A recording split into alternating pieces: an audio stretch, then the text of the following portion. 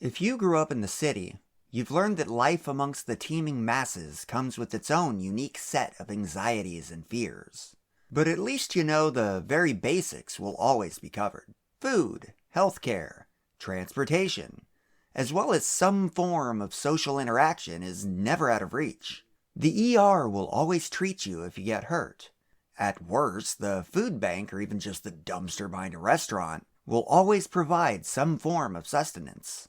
And regional transit provides cheap options for moving yourself across town when the need arises, even if you lack a vehicle of your own. Those who call the modern metropolis home quickly become so accustomed to these conveniences that they begin taking them for granted. I know I certainly did. That was until I moved out into the middle of nowhere to take a job as the property caretaker of a 10-acre property deep in the mountains of Northern California. My new lifestyle has brought with it a fresh host of often surprisingly reasonable terrors. Things that are always present in the back of your mind, haunting your thoughts with the fact that it's not a matter of if one of these potentially traumatic situations will arise, but when. The devilish details of these anxieties is what I'd like to share with you today. Starting with some of the more obvious, but generally less statistically likely factors at play, then moving to the ones you wouldn't really consider until you found yourself threatened with them, all alone, with no help in sight. The ones that are actually likely to arise at some point. And out here, there really isn't anyone around to hear you scream.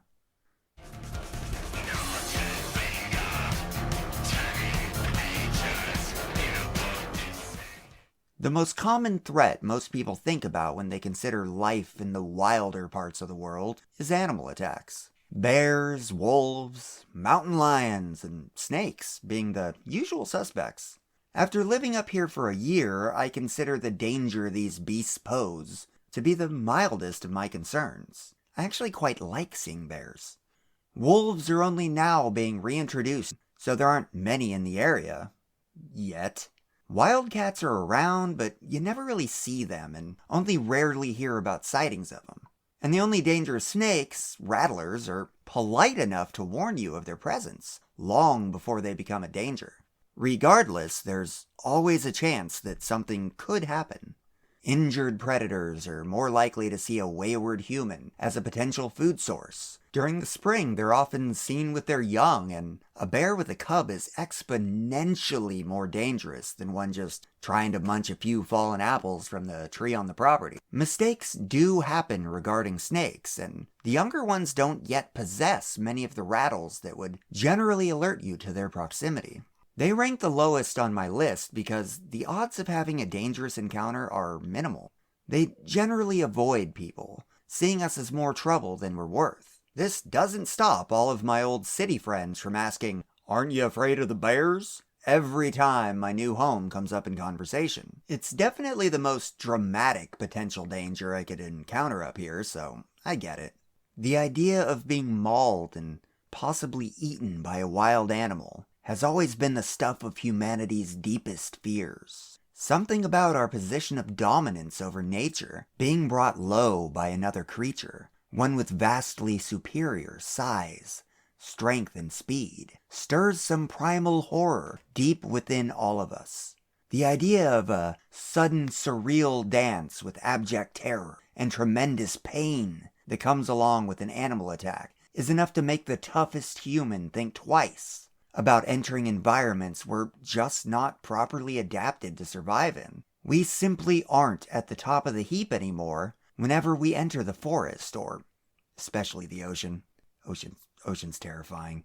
And that simple fact has a tendency to take us, metaphorically, back to the time we were simpler, cave-dwelling mammals, huddled together next to a fire, hiding from the unknown horrors of the night and the things it obscures from our weak vision.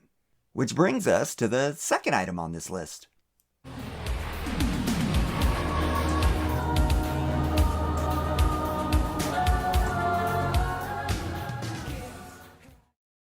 You do not know what real darkness is until you've been deep in the woods alone on a moonless night, when the flashlight goes dead. Far from the city lights, adrift in the endless gloom of a pitch-black, overcast forest. Not even the stars present to help guide you back into the sanity-giving light. Only a cave or the deep ocean can compare to the sheer nothingness one can experience in the mountains when the lights go out. When the luminescence fades, the fear begins to creep into your mind. The simple fact that anything, simply anything, could be out there, either feet or mere inches from your face. So close, you'd feel the whisper of its foul breath before you could actually see it. This is the stuff our most twisted nightmares are born from. The only reason this is so low on the list is because only a fool or a madman would venture far from their home without a tested and trusted light source. Once the sun sets and the light fades, I try my best to stay indoors, and when I must go out for whatever reason, I either stay within view of the light streaming from my windows, or make sure I have a sturdy electric torch with a full charge.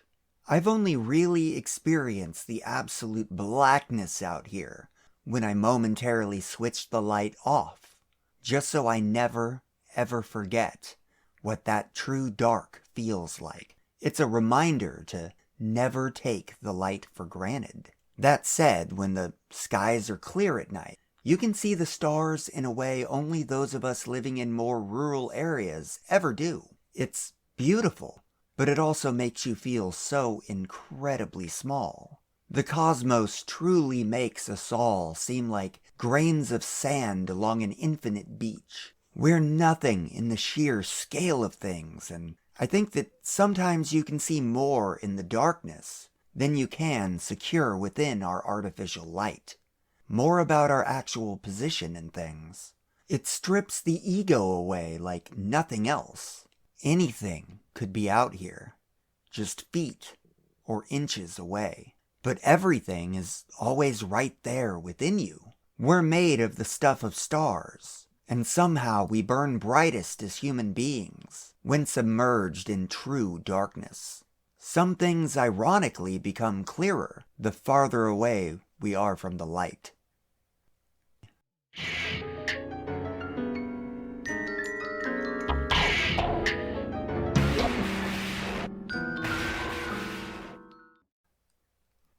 You've no doubt seen this famous footage of Bigfoot at some point in your life. Totally fake, huh? That's what I've always believed and still do. Well, it so happens that the place I live is close to where this footage was shot. If there's anything that could be described as a local celebrity around here, it's Bigfoot. Everything up here, including the closest weed dispensary, is named after this mythical creature. I've always been a very skeptical person when it comes to cryptids, ghosts, ghouls, or any other imaginary monster.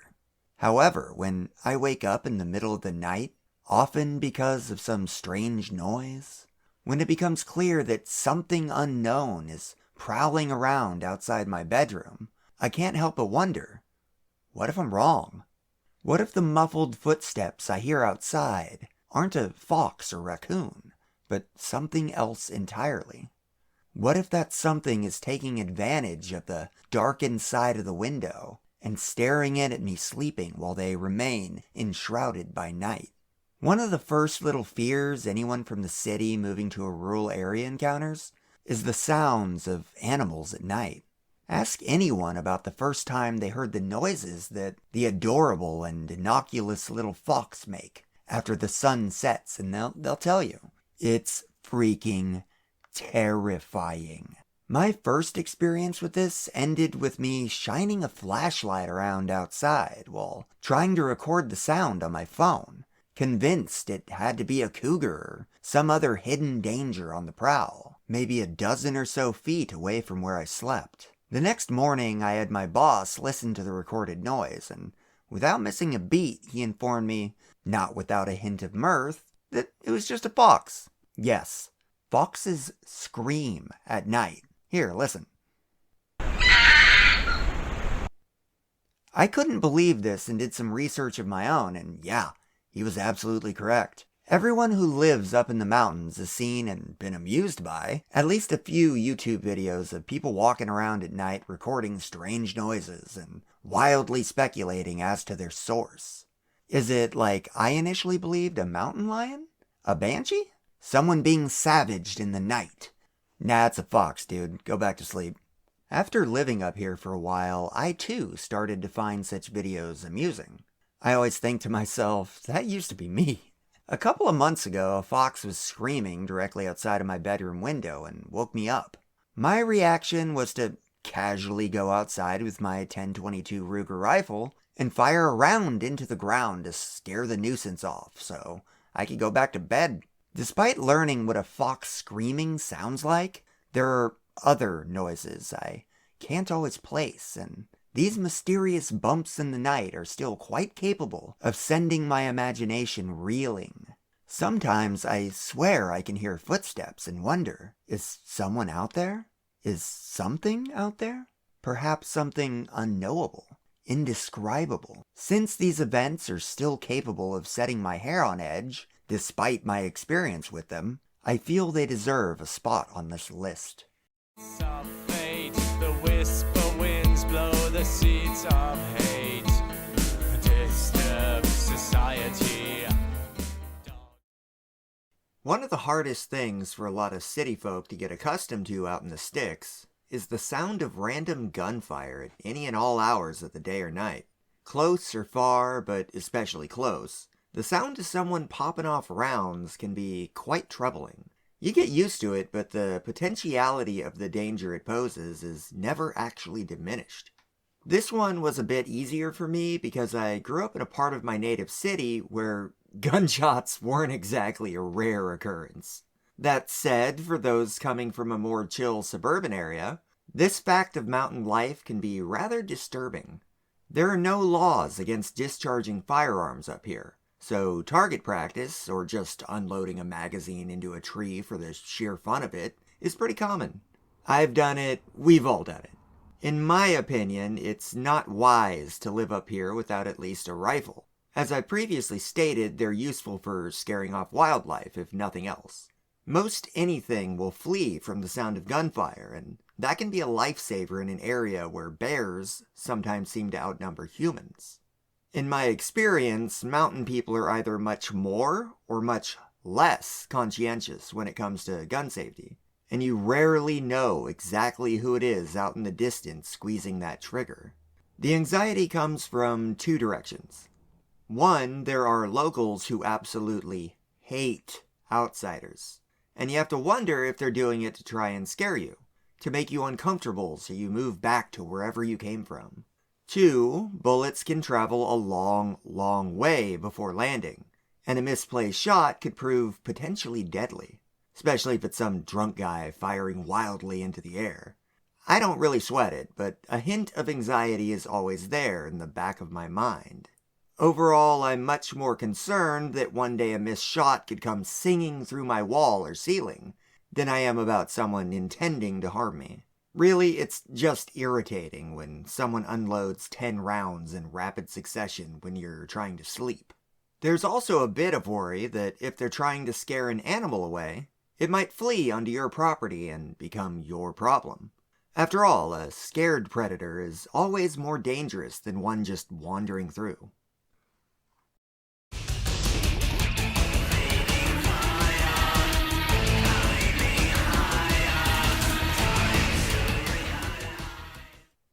Crime is the primary concern pertaining to other people up here. As I just said, some locals don't look kindly on strangers moving into their rural communities. And rural areas often have serious drug problems, with some addicts commonly trying to find things to steal for their next fix. And who better to steal from than a stranger, in an area where most everyone has known you your entire life? One solution to this seems to be to fill the air with your own gunfire. If you make it clear that you're also armed to the teeth, you're less of an appetizing target for crime. The first two things I learned when I moved up here are that you always respect private property signs, And if the locals tell you not to go into an area or up a certain road, don't. You're inviting disaster if you ignore either of these rules, especially where I live in Humboldt County. You never know if you're trespassing on someone's homestead or an illegal grow operation. The first one will usually end with ruffled feathers and at worst a gun being pointed at you, but the second can lead to your sudden disappearance. Lots of people have backhoes up here, and there's a lot of empty forest where humans rarely visit. This is midway through the list because while it's a real danger, there are plenty of things you can do to avoid it, or at least make it far less likely to happen to you. Don't appear to be an easy target and obey the golden rules, and you're probably going to be okay. Probably. There are some really weird and often dangerous people living in the mountains, but we'll get to that. Being friendly and respectful can go a long, long way towards building a good relationship and reputation with the locals. And in often lawless areas that can take the police hours to get to, if they respond at all, your reputation is often the best protection you're likely to get. Oh yeah, there aren't really cops up here, and they usually don't do anything even if you call them. So get that idea right out of your head. You're on your own, so don't go pissing off the wrong people. Being an entitled city jerk up here can cost you a lot more than a few stolen tools.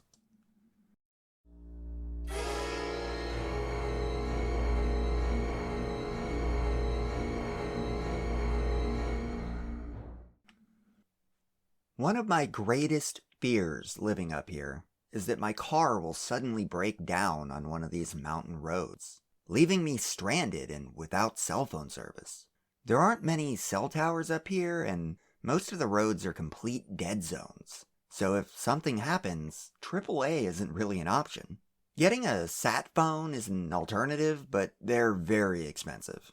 I personally can't afford one, so yeah, constant fear. As I write this, I'm about to go grocery shopping.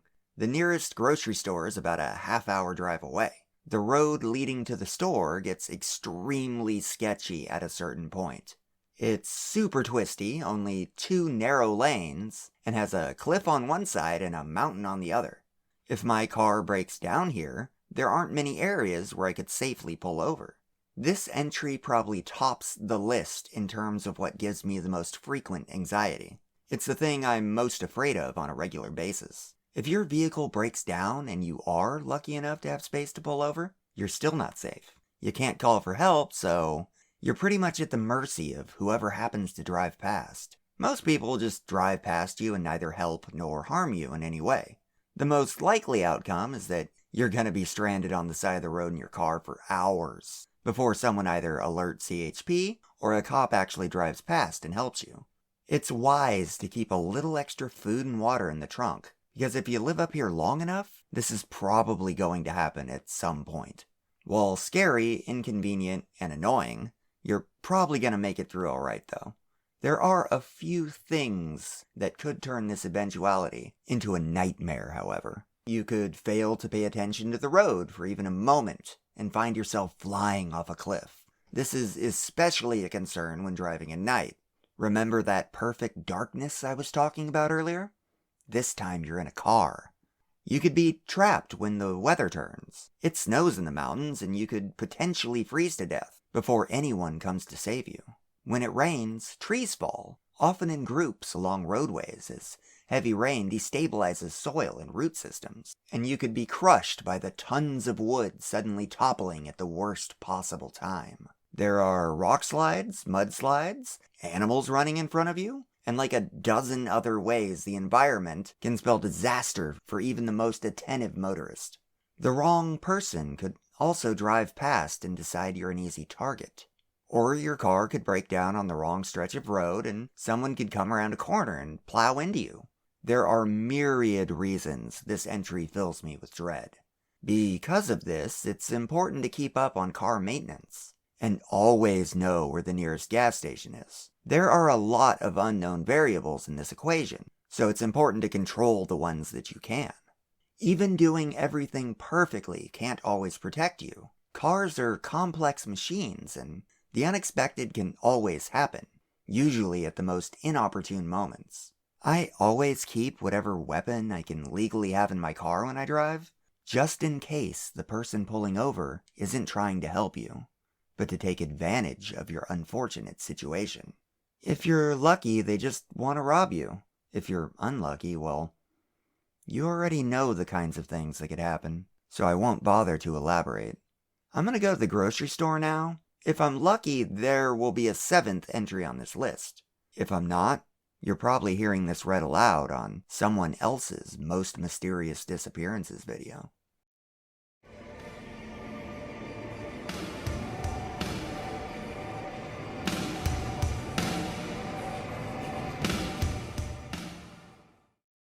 Speaking of mysterious disappearances, there's a lot of them in the mountains, and they don't all involve foul play.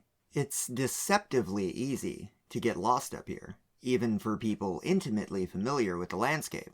As easy as leaving the trail for a minute to take a piss, then just not being able to find the trail again. This is another real good reason not to wander around after dark. Outside of the 10 acres I live and work on, I still don't know much of the surrounding area. I get anxiety when I have to go somewhere new because the mountains all start to look basically the same after a while.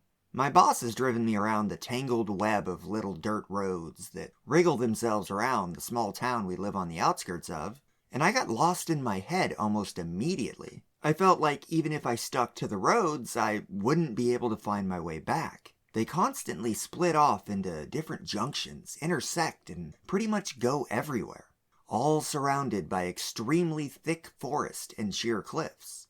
Even beginning from the property, if you picked a random direction and walked for 5 or so minutes, you could easily find yourself lost in the woods, praying that you eventually hit either the river or the highway.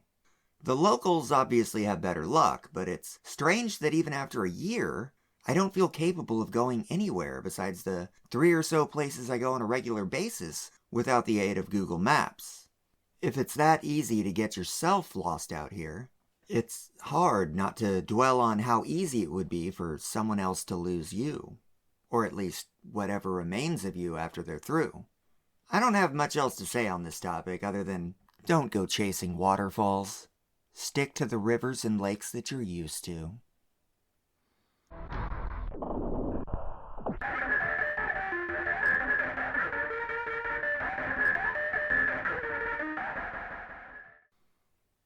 In the city, the weather is usually irritating at worst.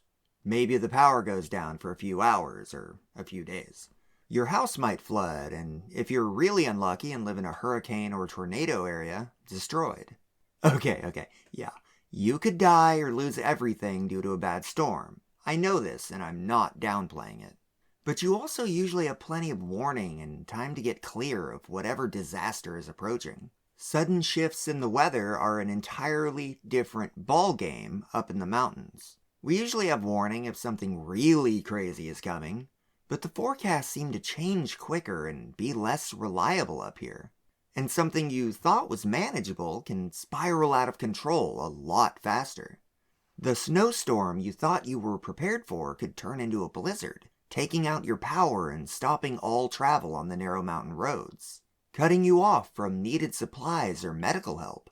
Speaking of power outages, it happens a whole lot more frequently up here than in the city, and sometimes for days at a time. This means that if you don't have a generator, which thankfully we do, you have no climate control.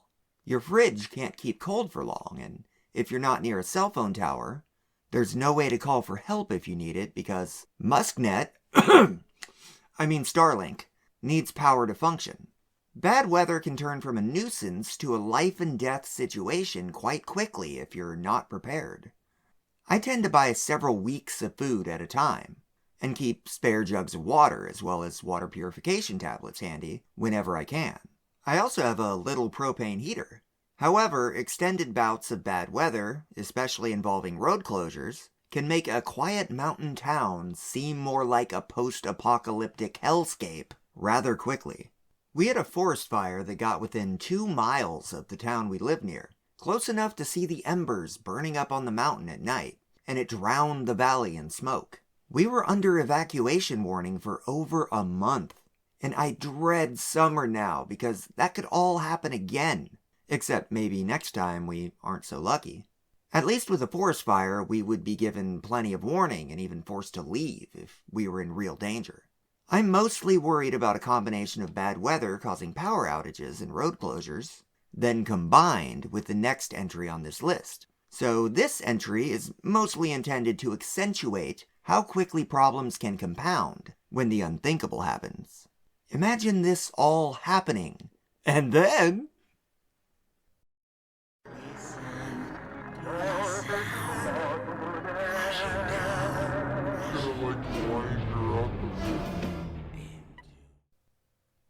This is another entry that personally scares the hell out of me. My job is extremely labor intensive and involves using power tools and or heavy machinery pretty much every day.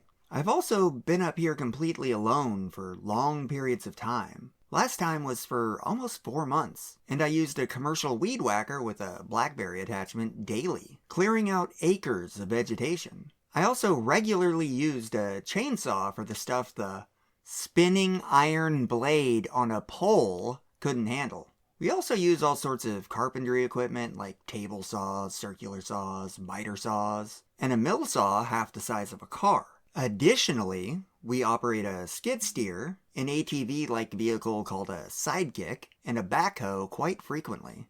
My point is, the odds of me acquiring a serious injury of some sort get better every day I'm up here. Despite this, the most serious thing to happen happened a few days ago when I developed a tooth abscess. Luckily, we had some leftover antibiotics on hand, and my immune system is kinda unnaturally good. Yes, I'm aware you're not supposed to take half a cycle of antibiotics, but there aren't many options available to me up here. So I was able to hold off on an emergency trip down the mountain to emergency. There's a staggering lack of healthcare available up here. The closest dentist and hospital is 3 hours or so away from where I live. On top of being extremely inconvenient, there's always the risk that I'm injured in a way that prevents me from driving. And our Starlink coverage only goes so far. If I were to, say, break or mangle my leg out in the field, I'd have to crawl back within internet coverage in order to call emergency services. It's also possible to slip down a ridge and be unable to get back out, and there aren't many other people around that could hear me screaming for help. If I were alone, it could be days before anyone came looking for me. If my boss couldn't contact me, the first assumption would be that a power outage had shut down the MuskNet modem, or that my cell phone had broken. Even with the internet working, texting is pretty hit or miss up here, and the only really effective way to contact me seems to be through Messenger or Discord. I simply don't receive texts people send me all the time. Because of this very real risk, I make sure to always wear the recommended personal protection equipment, or PPE, that we have available. But really, what's a steel toe boot or a chainsaw chaps gonna do to stop a spinning iron blade on a pole? Or the sidekick or hell riding lawnmower from skidding down this giant ridge on the property? Eventually, something like this is bound to happen, and I've just gotta hope that when it does, I'm either not alone on that day, or that I'm still well enough to make it at least back within range of the MuskNet. The idea of being stuck out here for days, screaming into the darkness for help, knowing that it's unlikely anyone ventures close enough to hear me, is the thing that keeps me up at night. At least now that I know how to scare off the screaming foxes.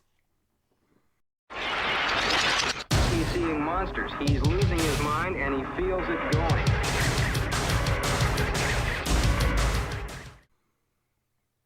This is probably up there with the threat of animal attacks when it comes to things I'm personally afraid of. But it tops the list because I know it's the thing that prevents the most people from even attempting this type of lifestyle. The idea of being alone in the mountains for a quarter year is what I get the most questions about. 90% of the time, the person I'm talking to says something like, "How do you do that? I'd go crazy in a week." Well, I'm one of those special kinds of weirdo. The kind that's actually happier being alone. I don't really date or feel the need to seek out a romantic partner. I'm happy with the friends I already have and talk to them on the phone fairly regularly. And this seems to fulfill whatever need for social interaction I have well enough. These are the characteristics that actually make me a prime candidate for being the caretaker of a remote mountain property. That said, even I didn't really know how I'd handle that much time completely alone. And I did end up feeling like I was going slightly crazy by the end of it, just not in a painting murals out of dog feces and talking to the moon kind of way. The worst it got was when I found myself talking to the property dog, a bit more than most people would consider healthy. He never started talking back or anything. I would just kinda talk to him like he was another person in the room. That's all. Plenty of people who live in cities do that, don't they? Please tell me they do. I may be a different breed that can handle long periods of isolation without a mental breakdown. But I also know that it would be essentially hell for the majority of the human race. We're at least supposed to be social animals. Most of us need other people to be happy and healthy. As a result, there tends to be a much higher volume of crazy people living up in the mountains. I don't know if this lifestyle attracts more people suffering from mental illness, or if the isolation creates the mental illness, but I suspect it's a little from column A and a little from column B.